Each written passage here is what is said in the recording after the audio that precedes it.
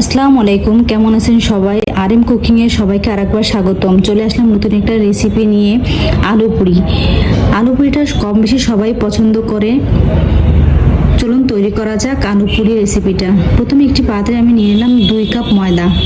চাইলে কেউ এখানে আটাও ব্যবহার করতে পারেন। দিয়ে দিলাম স্বাদ মতো লবণ, সামান্য কালো জিরা দিয়ে শুকনো উপকরণগুলো মেখে নিলাম। এর মধ্যে অ্যাড করলাম 1.5 টেবিল চামচ রান্নার রেগুলার তেল। তেলটা দিয়ে ভালো করে ময়দাটাকে মাখাতে হবে। ঠিক এরকম মুট করে যখন দেখবেন এরকম দলা হয়ে যাচ্ছে, তখন ভাববেন এটা মাখানো হয়ে গেছে। এরপর এর মধ্যে অ্যাড করলাম নর্মাল তাপমাত্রার পানি। অল্প অল্প করে পানি দিয়ে একটা ডো তৈরি করে নিলাম। ডোটা তৈরি করা হয়ে গেল। এবার আলুটা রেডি করে নেব। আলুর মধ্যে শুকনো মরিচ গুঁড়া, পেঁয়াজ বেরেস্তা, একটু গোলমরিচ আর স্বাদ মতো লবণ দিয়ে মেখে নিলাম। এবার গোল গোল লেচি কেটে এর মধ্যে আলুর পুরটা দিয়ে ঠিক এইভাবে, যেভাবে স্ক্রিনে দেখা যাচ্ছে, এইভাবে পুরো সিল করে নিলাম।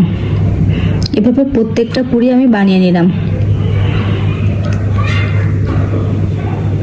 সবগুলো বানানো হয়ে গেল। এবার একটি পিঁড়িতে সামান্য তেল দিয়ে পুরিটা বেলে নিলাম, ঠিক এই শেপের।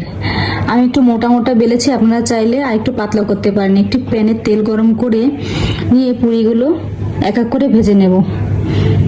দেখুন পুরিটা কি করে ফুলকো হচ্ছে।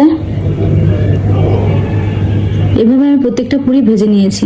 এভাবে খুব সহজে বাড়িতে থাকা উপকরণ দিয়ে আপনারা খুব সহজেই তৈরি করতে পারবেন আলু পুরি। রেসিপিটা কেমন লেগেছে অবশ্যই কমেন্ট করে জানাবেন। দেখার জন্য অসংখ্য ধন্যবাদ।